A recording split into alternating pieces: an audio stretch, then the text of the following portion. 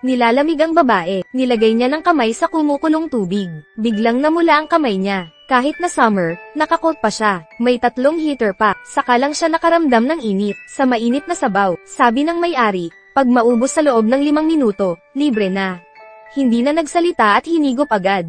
Nagulat naman sila, hinimatay pa ang may-ari, at lahat ng ito ay nagsimula sa cold storage. Siya ay pinapasok sa loob para mag-inspection, pero nahulog ang pen niya. Pagpasok ng staff, sumigaw ito, kung may tao pa ba sa loob.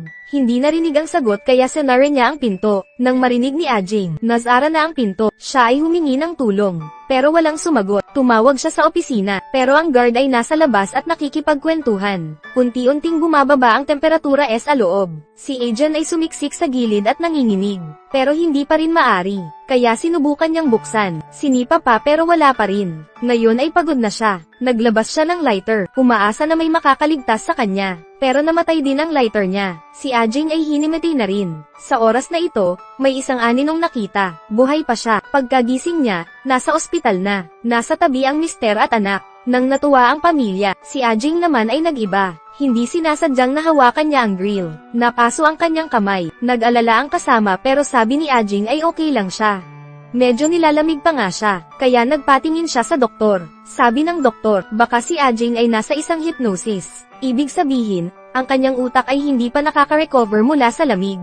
Ito ay isang sample, may mainit na rod.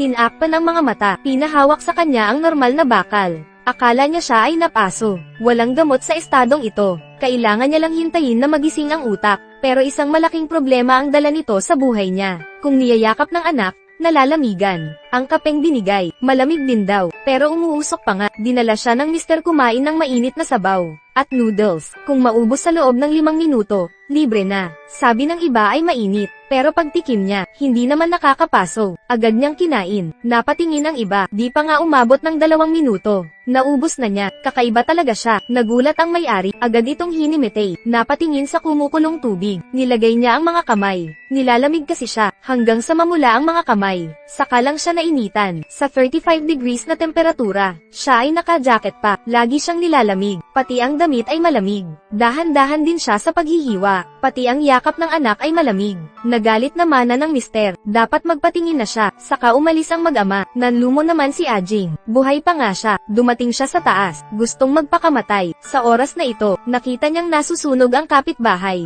May sumisigaw na iligtas ang anak. Agad namang sumugod si Ajing. Kahit mamatay, at least may mabuting nagawa. Mabuti na lang at wala lang sa kanya ang apoy. Saka nailigtas niya ang bata. Nagsilot pa ang mga foreman sa kanya. Tita, ang galing mo. Nagkaroon ng pag-asa sa buhay si Ajing. Baka nga, pwede niya itong gamitin para magligtas sa iba. Mabilis lang, naging bumbero siya. Suportado naman siya ng anak at mister. Sumugod na si Ajing sa sunog. Sa oras na ito, nag-blink ang ilaw. May tao sa loob. Si Ajing ay natagpuan. Namatay pala siya sa sobrang lamig.